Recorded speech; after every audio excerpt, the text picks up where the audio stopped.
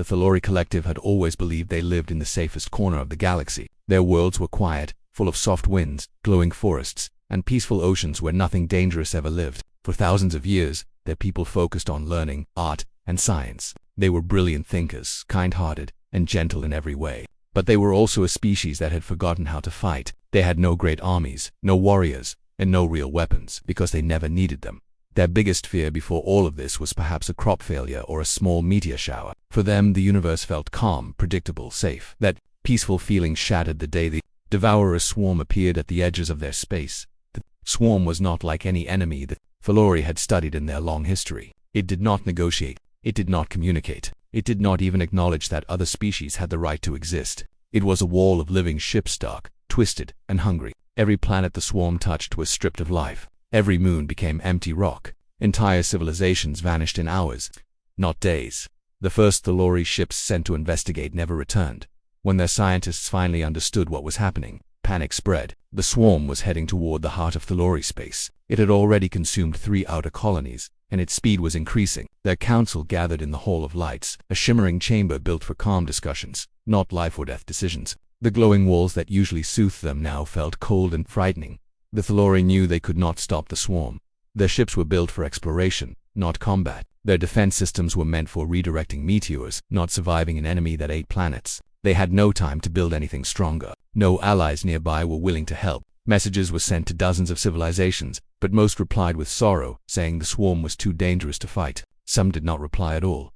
In desperation, the Thalori scientists sent one final message, one that was broadcast far beyond the borders of known space. It was a universal distress call, simple and clear. They were facing extinction, and they needed anyone who could hear them to help. They did not know who might find the message. No one did. The universe was huge, full of mysteries, and many species still undiscovered. The Thalori hoped desperately that someone peaceful, someone strong, and someone merciful would hear them. What they did not expect was that the message would reach humanity. At that time, humans were new to the larger galaxy. They came from a planet known by scientists as a death world, a world filled with dangerous creatures, harsh climates, unpredictable weather, and countless things that could kill a person if they weren't careful. Humanity's evolutionary story was about surviving everything their planet threw at them. In the eyes of other species, humans were tough, stubborn, and almost impossible to defeat. Some aliens admired them. Others feared them. Rumors had spread across the stars. Humans had built ships that could fly through storms that would destroy alien fleets. They had soldiers who trained on mountains where the air was too thin for others to breathe. Their engineers used metals that other species considered too unstable to touch.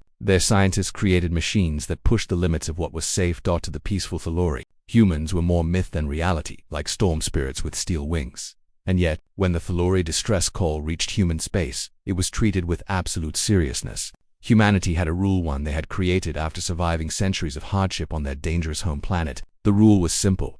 When someone asked for help, you helped. No matter who they were, no matter how far, no matter the risks. So when the call for help came, humanity listened. Across multiple human colonies, military leaders, scientists, and diplomats gathered to discuss the message. They studied the signal, analyzed the threat, and learned about the peaceful species who had sent it. The more they learned about the Thalori, the more determined they became. This was a species that had never harmed anyone. A species that spent its entire history building knowledge, not weapons. A species that deserved a chance to live. The humans did not hesitate. They began mobilizing their fleet.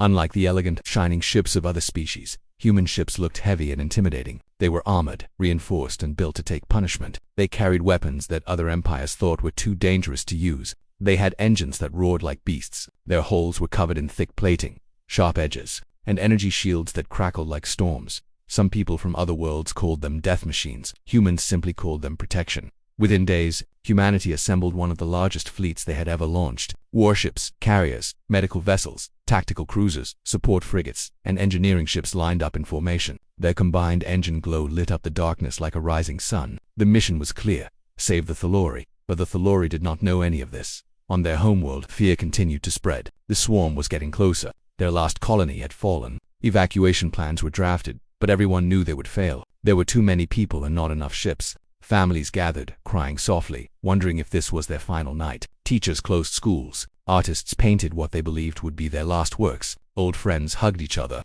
saying goodbye. Every Thalori heart was heavy with dread. Then their long-range sensors detected something, an enormous fleet entering their region of space. Their scientists rushed to investigate. At first they hoped it was one of the ancient powerful empires coming to help, But as the readings became clearer, their hope turned into confusion.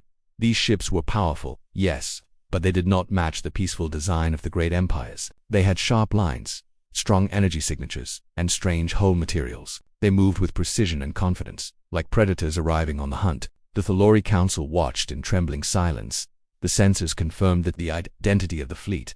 It was human, the species known for thriving on the most dangerous planet ever discovered, the species known for surviving storms, earthquakes, deadly animals, and harsh nights that would kill others, the species whose soldiers trained in conditions considered impossible, the species whose ships were built like floating fortresses. The Thalori had wanted help, but this was something else. They were unsure whether humanity was truly friendly. Most of what they knew about humans came from rumor stories of incredible bravery and terrifying strength. Some council members wondered if they had invited a new danger into their space. Others whispered that perhaps this was fate, that they were meant to receive help from the strongest beings in the galaxy. Despite their fear, they had no choice but to watch. Even from a distance, they could see the size of the human fleet. It was enormous, almost unbelievable. Ships the size of cities, smaller escort vessels that moved like darting sparks, carriers launching formations of fighters, medical ships glowing softly. The fleet looked like a wall of steel and fire moving through space. It was both beautiful and frightening.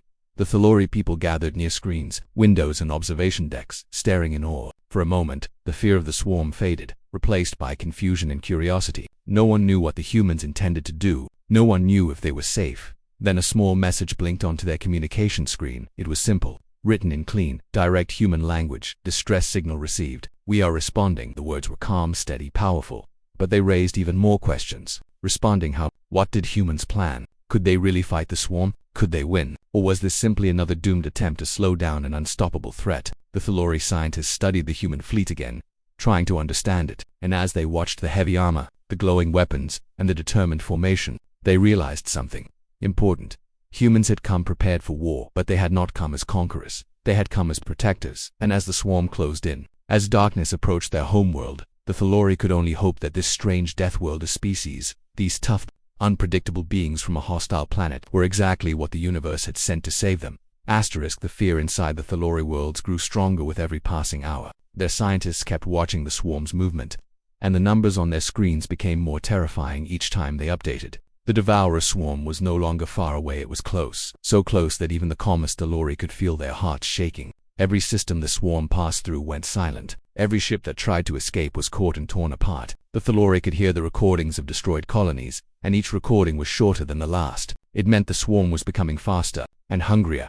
Inside the Hall of Lights, where the Thalori Council met, the atmosphere had changed completely. This great hall used to feel peaceful, a place where gentle discussions happened, where scholars debated ideas, and where artists presented beautiful creations. Now it felt like a place of fear. The glowing walls flickered as if even the lights were nervous. Council members spoke only in whispers, as if afraid that loud voices might somehow attract danger. They had hoped that anyone would come to help, and technically, someone had. The humans had arrived with a massive fleet, but the Thalori were not sure if the human arrival was a blessing or a new danger. They did not know much about humans. They had never met them face to face. All they knew was what other species had told them, that humans were unpredictable, strong, and willing to fight harder than any species in the galaxy. The Thalori were peaceful by nature. They didn't understand war. They didn't understand violence. They had trouble understanding how a species could build ships so frightening and powerful. So, although humanity had answered their distress call, the Thalori could not stop feeling afraid of the humans. Their confusion grew even stronger when they saw the size of the human fleet. As more human ships arrived, it felt like the stars themselves were disappearing behind the metal giants. There were so many vessels that the Thalori communication officers kept checking their screens again and again, thinking it must be a mistake. But humans were bringing everything: warships, cruisers, medical ships, engineering ships, and hundreds of smaller craft.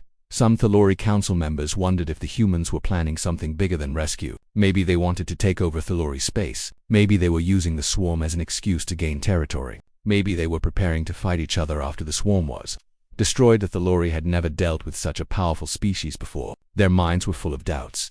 But while the Thalori feared, the humans were busy preparing. In their fleet, thousands of humans worked non-stop. Engineers checked engines. Pilots ran simulations. Soldiers secured weapons and gear. Commanders held meetings across dozens of ships, discussing battle strategies. Everyone understood the danger. They had seen the swarm's destruction. They knew the Thalori were defenseless.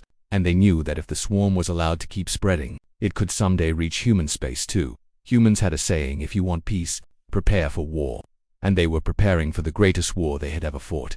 Back on the Thalori homeworld, fear was spreading, not only because of the swarm but also because of the strange human behavior they witnessed. Humans communicated in short, sharp messages. Their movements were fast and focused. Their ships constantly changed formation. Their fighters flew in tight patterns that looked aggressive to the Thalori. Humans looked like they were getting ready to fight anything that moved. The Thalori didn't understand that this was normal for humans. Humans prepared for danger the same way they breathed. On their homeworld, survival was a daily activity, not a special event. Even their children learned to react quickly to sudden threats. Hardship had shaped every part of their society. But to the gentle Thalori, humans looked terrifying. The Thalori Council spent many sleepless hours arguing about what to do. Some believed they should contact the humans directly and ask their intentions. Others feared that asking questions might offend them. A few even suggested that maybe the Thalori should flee their homeworld and leave the humans to face the swarm alone. But that idea died quickly. There wasn't enough time or enough ships to escape, so the Thalori continued to watch the human fleet silently, hoping the humans were truly there to help. Meanwhile, the swarm kept moving. At first, the swarm had appeared like a distant storm on the horizon, but now it felt like a massive, unstoppable wave rushing toward them. The Thalori scientists reported that the swarm had grown larger. The creatures had adapted again. Their bioships had thicker armor, stronger weapons, and faster movement. The recordings from other destroyed systems showed that the swarm was learning from every battle. They were evolving. This realization broke the spirits of many Thalori. Even if humans were strong, could they face an enemy that grew stronger every hour? The Thalori had never seen a species like humans fight. They didn't know how far humans were willing to go or how much they could endure. Some Thalori believed this was the end of their civilization. Others felt a small spark of hope. Humanity had answered their call. If anyone could stand against the swarm, maybe it was humans. The pressure increased when the first fragments of the swarm appeared on the outer edges of the system. These were not the main forces, but scouting creatures. Even these small ships were horrible to look at, black, twisted living machines with glowing eyes and razor-like edges. They moved like hungry insects searching for prey. The Thalori saw them on their screens and trembled. The humans saw them too, and their reaction was immediate. A squadron of human fighters launched from the nearby carriers. They streaked across space like burning arrows. The Thalori watched the battle from afar. They expected the humans to take heavy losses, but the opposite happened. The human fighters moved so fast, so precisely, that the Thalori thought they were watching a carefully planned dance. The human ships tore through the swarm scouts easily, one explosion after another lighting up the darkness. The humans destroyed the entire scouting wave in minutes. This shocked the Thalori. They had seen multiple empires fall to the swarm, and yet humanity had wiped out a scouting group effortlessly. But instead of calming the Thalori, the victory made them even more confused. If humans were this strong, why were they not feared by the entire galaxy? How did a species from a single planet become such a powerful force? What kind of world shaped them into these warriors? The Thalori had always been curious about life in the universe, but humans felt like a mystery they could not unravel. But despite their confusion, something important changed that day. Hope returned. The Thalori people saw that humans were not running away. They were not hiding. They were not afraid. Humans faced danger directly, without hesitation. It was completely opposite to the Thalori way of life, and yet it was inspiring still. The rising challenge was far from over. The main swarm force was now moving into the system. The Thalori sensors showed the scale of the incoming threat. Thousands of living ships all fused together like a massive swarm of insects. Some were the size of mountains. Others looked like giant armored creatures with glowing mouths. The entire swarm moved like a single living organism. The Thalori had never seen anything so terrifying, and the humans, they didn't turn their ships around. They didn't retreat. Instead, the entire human fleet moved forward, forming a defensive wall between the swarm and the Thalori homeworld. It was a deliberate choice. Humans were preparing to take the first hit, to shield the Thalori from the initial attack. It became clear that the humans were not just responding to the distress signal, they were ready to fight for strangers they had never met. The Thalori council members stood together in their observation tower, watching the human fleet position itself. They could see the engines burning bright. They could see smaller vessels moving between the larger ones. They could see the long trails of human fighters circling like protective birds. At that moment, the Thalori understood something deeply important. Humans weren't here because they wanted something. Humans were here because the Thalori needed help. And even though the Thalori still felt fear, they began to trust just a little. But the rising challenge had only begun. The swarm was almost upon them. The real battle had not yet started. The humans were preparing for the hardest fight of their lives, while the Thalori held their breath, praying silently that these strange Deathworlders could do the impossible. The universe had brought two very different species together, and now both stood at the edge of a storm that could destroy them.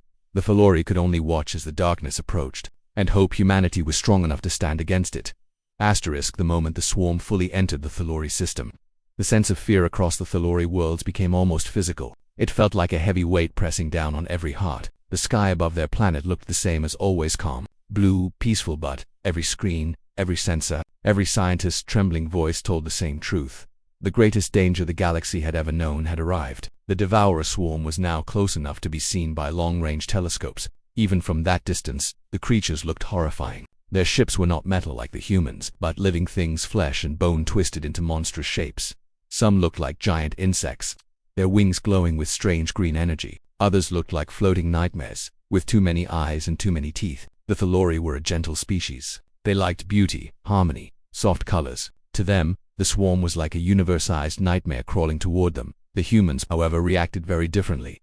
On the human flagship, the Resolute Dawn, alarms rang across the ship. Red lights blinked, soldiers rushed into armor, pilots ran to their fighters, and officers shouted coordinates and orders, but there was no fear in their voices, only focus. The humans knew the seriousness of this threat, and they prepared with the intensity of a species that had survived everything a deadly world could throw at them. Deep inside the ship, Captain Mira Hale stood at the command platform, watching the incoming swarm on a giant holographic screen. Her expression was calm, but her eyes were sharp. She understood what was coming. Her voice echoed across every ship in the fleet.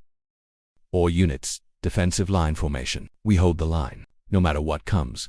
Across space, thousands of human ships moved into perfect formation. Fighters launched from carriers like flocks of metal birds. Cruiser cannons charged until their tips glowed white-hot. Engineering ships activated protective shields that connected to nearby vessels, forming a large, glowing barrier. To the Thalori watching from their planet, it looked like the humans were building a wall made of light and steel. Then the battle began. The first wave of the swarm slammed into the human defenses like a dark ocean crashing against cliffs. The bioships spat corrosive acids, plasma bolts, and swarms of smaller creatures that attached themselves to human hulls like parasites. The Thalori gasped as they saw the explosions light up the sky. Some Thalori elders covered their eyes, unable to watch. They thought the humans would panic. They thought the humans would scatter instead. Humanity responded with terrifying precision. Railguns fired beams of metal at such incredible speed that they tore through, swarmed creatures like paper. Missiles streaked across the void, leaving blazing trails behind them. Human fighters zipped through the enemy like wasps, dodging sharp tendrils and firing bursts of energy into soft, exposed flesh. Every time a swarm creature exploded,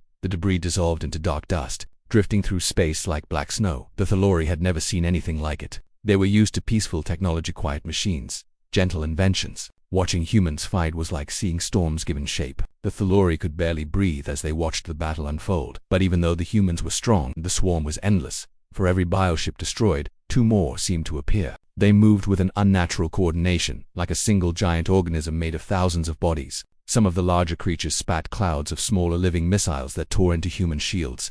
A few human ships were damaged badly. One cruiser was hit so hard that its entire side was torn open, sending debris floating into space. The Thalori cried out when they saw that. Some fell to their knees. But the humans did not pause. Another ship moved into place to cover the damaged one. Medical carriers immediately launched rescue pods. Engineers worked to stabilize the wounded ship. At this moment taught the Thalori something critical about humanity. They never left their own behind. The battle grew more intense with each passing minute. The swarm's biggest creatures began moving closer. These were massive, mountain-sized monster ships with huge armored shells and glowing, pulsing organs. When they roared, the sound waves were so powerful that they shook even the human ships. The humans responded by unleashing their strongest weapons. Giant cannons fired blazing beams that cut through thick barbed. Torpedoes exploded inside the creatures, sending green goo and bone fragments flying across space, but the swarm still pushed forward. Meanwhile, on the Thalori homeworld, thousands of citizens gathered around viewing screens. They held hands, cried quietly, or whispered prayers. They saw the human fleet fighting with everything they had. They also saw how close the swarm was getting, how many creatures were breaking through the outer defense layers. Then it happened. The moment when everything changed. A giant shadow fell across the battlefield. The Thalori scientists looked at their screens and froze. Their voices trembled as they identified the massive shape emerging from behind the swarm. It was the hive ship that the Swarm Queen's vessel, a living titan. The ship was so huge that it blocked out stars behind it. Its surface crawled with smaller creatures, as if the ship itself were alive and angry. It had multiple glowing cores, pulsing like beating hearts. Its mouth-like opening could swallow entire buildings. The moment it appeared, all swarm creatures became more aggressive, faster, stronger. It was like the entire swarm had been awakened. The Thalori Council nearly collapsed from fear. They had heard stories about the hive ship. Once it entered a battlefield, destruction followed instantly. No species had ever survived a direct attack from it. The Swarm Queen had come to finish them. For a moment, even the humans paused, not out of fear, but because they understood the danger. The officers on the Resolute Dawn looked at the massive hive ship. Pilots stared at it in silent disbelief. The screens displayed warnings. The Thalori watching from their planet felt their hearts sink. Was this the end? Then Captain Myra Hale spoke again, her voice steady. All units, we stand firm. Target the hive ship. Those words changed everything. Human ships turned toward the enormous creature. Their weapons lit up once more. Fighters dove into the battlefield like sparks from a fire. Battleships charged their main cannons. That humans knew that if they didn't stop the hive ship, the Thalori homeworld would fall, and possibly the entire galaxy after it. The hive ship roared, and giant beams of green energy shot toward the human fleet. The impact was so powerful that several ships were thrown out of formation. Shields flickered. Metal cracked. The Thalori gasped again, terrified that the humans would break. But humans were not the kind of species that broke. They endured, and then they struck back. Dozens of human ships concentrated fire on the hive ship's left side. The repeated blasts burned into its flesh. The creature roared in pain, sending waves of energy in every direction. The battle became chaotic. Swarm creatures threw themselves in front of human shots to protect their queen. Human soldiers, watching from inside the troop carriers, prepared for something no other species dared to attempt, boarding a living, alien nightmare. This was madness to the Thalori. But humans had always lived on the edge of madness and bravery. Dropships launched. They flew straight at the hive ship. One was hit and exploded instantly, but the others kept going. Inside them, human soldiers tightened their grips on their weapons. They had trained for years on a death world where every creature wanted to kill them. They were not afraid of this living monster. As the dropships reached the hive ship's surface, they fired anchors into its flesh and latched on. Human marines jumped out, cutting through organic armor. The Thalori could hardly believe what they were seeing. Humans were fighting inside a creature the size of a city, battling through tunnels of flesh, acid, and bone. The battle outside grew even worse. Human ships struggled to hold back the endless swarm creatures protecting their queen. Fighters dodged bolts of energy. Cruisers exchanged heavy fire with giant biobeasts. The entire battlefield looked like a storm of fire, blood, metal, and darkness. Then deep inside the hive ship, a human marine squad reached the core. Their commander sent one final message: "We found the heart." Detonating charges now. The Thalori held their breath. Moments later, the hive ship's core exploded.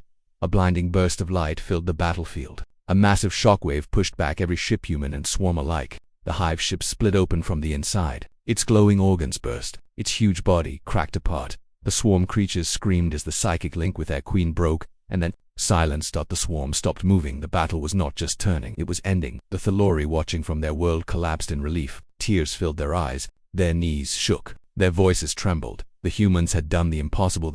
We had killed the Swarm Queen. They had changed the battle. They had saved the Thalori from total destruction. But the Thalori did not celebrate yet. They knew what this meant. The humans had risked everything. Many human ships were damaged. Many soldiers had fallen. The fleet was exhausted, and the battlefield was still filled with danger. Yet despite everything, despite the overwhelming odds, the humans held their formation. They kept fighting until the last swarm creature fell silent. The critical moment had passed, and humanity had carried the galaxy through it. The moment the human fleet entered the Artec system, everything changed. For weeks, the Artec had felt as if the universe had already decided their fate. They were weak, tired, and nearly broken after months of running from the Zor. Their homeworld had been damaged, their people scattered, and their once mighty defenses had fallen apart like sand under heavy rain. All that remained was fear, desperation, and the last flicker of hope that someone, somewhere, would answer their call. When they sent out that distress signal, they believed they were only asking for medical aid or evacuation. They certainly did not expect what arrived instead: humanity's Deathworlder fleet, a force whispered about even among the strongest empires. Inside the human flagship, Admiral Reyes studied the system through the main display. Dozens of glowing red dots showed Zorthal warships spread like a metal cage around the Artec homeworld. The ships were large, aggressive, and shaped like hooked blades. Anyone else might have hesitated. Anyone else might have feared. But the humans on the bridge had the calm confidence of a species that had learned to survive a violent universe. Reyes gave one command, and the entire fleet shifted like a single organism. The massive dreadnoughts took the front, their armor so thick that enemy weapons often felt like raindrops. Behind them, heavy cruisers moved in a V formation while destroyers raced along the edges like hunting dogs ready to pounce. The Artec, watching from their damaged orbital stations, could only stare in disbelief. They had called for help, but what had arrived looked more like a storm. The Zorthal noticed too. Their ships adjusted positions, weapons powering up. A message broadcasted through the system in harsh, vibrating tones. The Zorthal commander warned the humans to leave immediately or be destroyed. Admiral Reyes didn't even blink. She simply ordered all channels cut. There was nothing to talk about. The battle began without warning. Human rail cannons fired first, launching metal projectiles at impossible speeds. Each shot traveled faster than sound, faster than sight, faster than the enemy could react. Zorthal shields, designed to deflect plasma and laser fire, had no answer for physical ammunition traveling with the force of a meteor. The first row of enemy ships exploded in silent fiery bursts. One moment they were intact, the next, they were debris. The Artek, watching the battle, felt their hearts shake. They had never seen anything like this. Human ships moved fearlessly, aggressively, as if they were the predators here and the Zorthal were prey. Even the planet's surviving council members stood frozen, unable to look away. Their world had been dying, but now something powerful had arrived to defend it. As the Zorthal reorganized, they launched a storm of plasma torpedoes. Hundreds of glowing projectiles streaked toward the human fleet like burning comets. Any other fleet might have panicked, but human ships released countermeasures in a precise pattern. Beams of concentrated energy shot out from their hulls, striking the torpedoes in mid-flight and detonating them harmlessly. Some ships raised temporary kinetic shields that absorbed the hits like punches against thick armor. The human fleet barely slowed. Then came the close-range engagement. Human destroyers darted in, weaving between enemy ships, firing bursts of energy and launching guided missiles that slipped through weak points in Zorthal armor. One destroyer flew so close to an enemy cruiser that the shockwave from its thrusters cracked the cruiser's hull. The Zorthal tried to lock onto the smaller ships, but human pilots were too skilled, trained from childhood in simulators designed to be harder than real battles. Every minute, more Zorthal vessels fell. Some exploded into bright clouds, others drifted powerless, cut open by railgun fire. The Artek saw the impossible happening right before their eyes. The enemy that had tormented them for months was being pushed back, hard, by a species they had never expected to come. But the Zorthal were not finished. The largest of their ships, a gigantic command carrier, emerged from the shadow of the system's asteroid belt. It was almost twice the size of the human flagship, loaded with weapons and armor thick enough to shrug off most attacks. The sudden appearance sent ripples across space, and even the Artek felt fear rise inside them. This was the ship that led the invasion. This was the ship that had broken their defenses. This was the ship that had burned their cities. Admiral Reyes stared at the display. Her officers whispered, analyzing its size and power, but she remained silent. Every soldier on the bridge waited for her command, trusting her completely. Finally, she breathed in and said, "Bring us forward." The flagship advanced, the fleet parting to make room. The command carrier fired first, launching hundreds of plasma beams that lit up the darkness like a storm of blue fire. The human flagship shook violently as the beams struck its armor. Panels flickered, alarms rang, but the ship held. Not a single human retreated. Then Reyes gave the order. Full rail barrage. All at once. Every heavy gun on the flagship fired. The sound was deep and powerful, like a distant thunder that echoed inside the ship. Massive kinetic rounds slammed into the carrier's hull, each impact creating explosions of metal and energy. But the carrier was strong. It absorbed the hits, its shields flaring brightly but not breaking. A lesser commander might have hesitated, might have grown worried. Reyes didn't. She simply ordered the fleet to concentrate all fire on the carrier. Dozens of ships, aligned with mathematical precision, missiles streaked across space. Lasers cut through enemy defenses. Railguns hammered the ship relentlessly. Slowly, very slowly, the carrier's shields began to break. Cracks spread across its energy field like fractures in glass. The Zorthal commander realized what was happening and attempted to retreat, but it was too late. Human destroyers moved behind the carrier, blocking every escape route. Then, with one final focused shot from the flagship's main cannon, the carrier's shield shattered completely. The explosion that followed was dazzling. Bright light swallowed half the battlefield, and then the enormous carrier broke apart, its metal body splitting into glowing fragments that drifted silently through the void. The Zorthal fleet, seeing their leader destroyed, fell into chaos. Some tried to run, some fought blindly, but the humans didn't give them a chance. Life support systems were disabled. Engines were shot out. One by one, the remaining ships fell. Within an hour, the battle was over. Silence returned to the system, broken only by the soft hum of scanning systems and flickering emergency beacons from disabled enemy ships. For the first time in months, the Artek homeworld was safe. But the moment that truly changed everything was when the humans contacted the Artek Council. Their holographic forms appeared in the damaged council chamber, where shaken members still waited. Admiral Reyes stood at the center of the projection. Calm and steady. She told them that the system was secure, that the Zorthal were defeated, and that medical ships would begin helping injured civilians immediately. The council could barely speak. Some cried openly. Others simply stared with trembling hands. They had been so close to extinction, yet here were humans offering help as casually as if they were discussing weather. One council member finally asked, Why did you come for us? We are small. We are weak. We had nothing to offer. Reyes answered without hesitation, Because you asked. Those 3 words spread across the chamber like a warm wind. Many had believed that the universe was cold and uncaring, that no one would ever answer their plea. But the humans had come not for reward, not for recognition, not for profit. They came because someone needed help, and for the Artek that was something close to a miracle.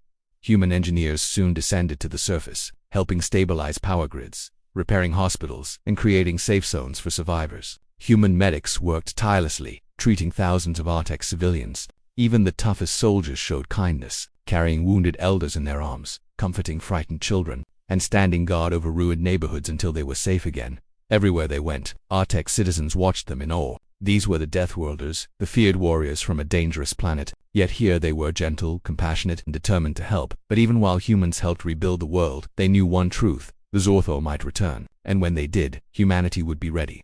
The Artek realized something else too. They were no longer alone.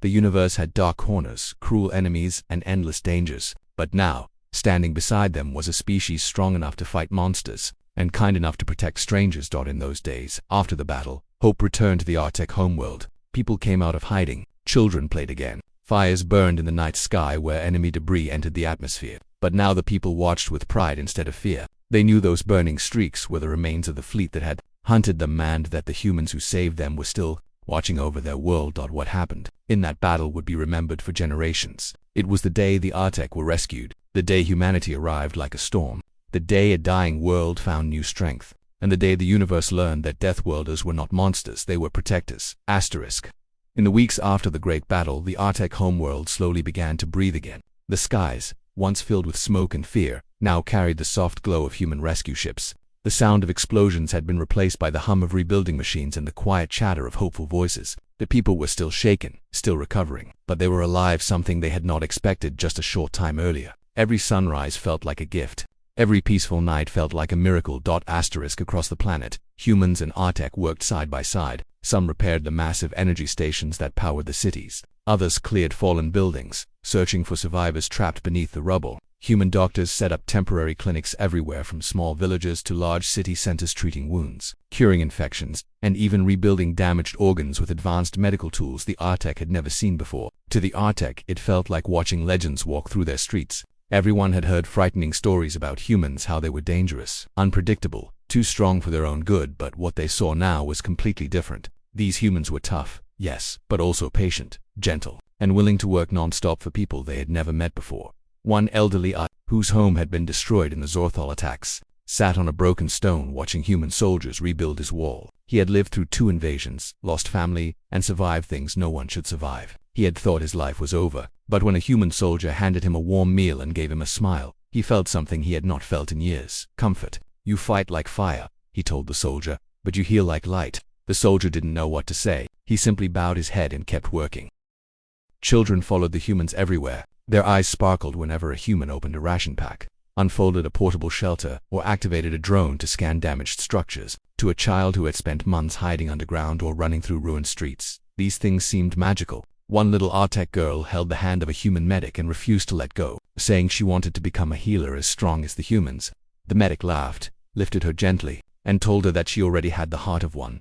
The Artek leaders worked closely with Admiral Reyes and her officers, planning long-term recovery. They discussed rebuilding farms, repairing orbital stations, restoring communication networks, and even protecting nearby star systems so that no enemy could surprise them again. Humans shared knowledge openly, teaching Artek engineers how to improve shield generators, how to build stronger ships, and how to detect threats long before they arrived. The Artek listened carefully, determined never to fall so low again. But even as hope grew, the memories of the past months still weighed heavily. Families mourned those lost, cities carried scars that would take years to heal, and everywhere there was the quiet question: why had this happened to them? What had made the Zorthol choose their world? No one had a clear answer, but the humans promised one thing: they would not let it happen again. One afternoon, after the sun dipped low behind the mountains, Admiral Reyes visited the Artek memorial site. The memorial was simply a field of small lights, each representing a life lost. Thousands of lights glowed softly in the fading daylight. Artek citizens gathered there in silence, offering prayers, tears, or simple moments of reflection.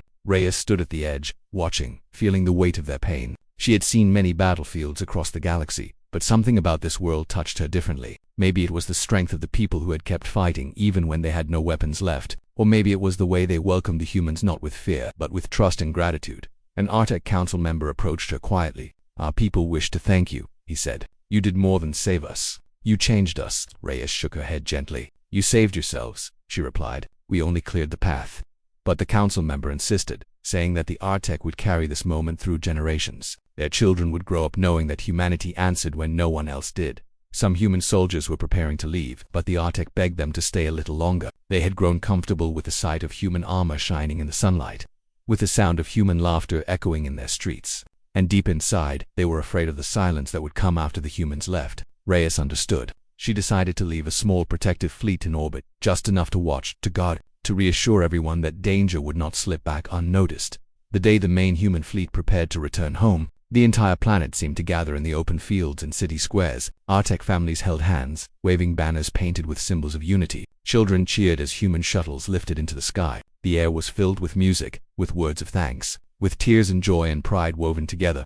Before departing, Reyes visited one last place, the old communication tower where the Artek distress signal had first been broadcast. The tower was cracked, half broken, barely standing. She walked around it slowly, imagining the fear the Artek must have felt when they sent their call across the stars. And she thought about how that single message had changed everything, not just for the Artek but for humanity as well. For years, humans had been known as fighters, survivors, dangerous beings who came from a harsh world. Many species respected them, but many also avoided them. Yet here, on this wounded planet, they had earned something far greater than fear: trust. The Artek did not see them as monsters, they saw them as protectors, and that meant more to Reyes than any victory in battle. The Artek Council invited her to a final gathering before departure. They presented her with a small crystal sphere engraved with delicate patterns. Inside the sphere was a glowing light, symbolizing the spirit of their people. This is a piece of us, the council leader said. A reminder that your kindness saved our heart. Reyes accepted the gift with deep respect. She promised the Artek that humanity would always answer if they called again. As the human fleet began to rise through the atmosphere, the entire planet watched. Artek citizens filled balconies, rooftops, and streets, shouting their farewell. Their voices rose in a beautiful, unified chant. Some held lanterns that floated upward, drifting through the sky like stars, helping guide the ships on their path in space. The human ships aligned in perfect formation. Lights flickered across their hulls as engines prepared for the jump back to human space. Reyes stood on the bridge, watching the Artek world shrink below her. She felt pride, relief, and something else, a quiet understanding that this mission had changed her too. She had fought many enemies, won many battles, lost many friends, but this moment felt different. This time she had helped rebuild something instead of destroying it. As the fleet entered hyperspace, the stars stretched into long lines of white light. The Artek world disappeared behind them, but its story, its struggle, and its gratitude remained in every heart aboard the ships. Back on the planet, life slowly returned to normal. Markets reopened, schools rebuilt, families planted new gardens. The memory of the Zorthal attacks still lingered, but it no longer controlled them. Instead, the Artek began creating new traditions to honor the day humanity saved them. One festival involved lighting small lamps and placing them along the streets to symbolize the human ships that descended from the sky. Another tradition encouraged children to write messages of hope and launch them into the air using paper gliders. Many messages said the same simple thing: thank you, humans. Years passed, and the Artek grew stronger. They rebuilt their fleet. They learned new technologies. They created alliances with nearby species. And through it all, they never forgot the lesson they had learned. Even in the darkest part of the galaxy, a single call for help could bring light. The Zorthal, humiliated by their defeat, stayed far away. They knew better than to challenge the Artek again, especially now that humanity had marked the planet as under its protection. Rumors spread across space about the battle, about how the Deathworlders had arrived like a storm and saved an entire species. Those who once feared humans began to respect them in a new way. Some even admired them, but for the Artek, the most important thing was not the battle, not the strength of the human fleet, not even the destruction of the enemy. What mattered most was the connection that had been formed. They had found not just allies, but friends. When children studied history in school, they learned about the humans not as distant warriors, but as the ones who brought hope. When elders told stories around the fire, they spoke of the day the sky burned with human engines, and their people were saved from extinction. The Artek and humans maintained communication regularly. Messages traveled back and forth, updates on progress, cultural exchanges, invitations to celebrations, even small gifts between families who had grown close during the recovery. Some humans returned to visit, greeted with laughter and cheers. They were treated like honored guests, like family who had simply been away for a while. The Artek would never forget how close they had come to destruction, but they also would never forget who stood beside them. Their world was no longer a place of fear. It was a place of new beginnings, and deep inside every Artek heart lived a simple truth. They had survived because someone cared enough to answer their cry. And so, The memory of that day became more than a story. It became a symbol, a reminder that even the smallest voice can be heard across the stars, that kindness can be stronger than any weapon, and that sometimes the universe surprises you not with darkness, but with extraordinary light. It became the story of how the Artec found hope again, and how humanity, feared by many, proved that even warriors from a death world could have hearts powerful enough to save a dying world.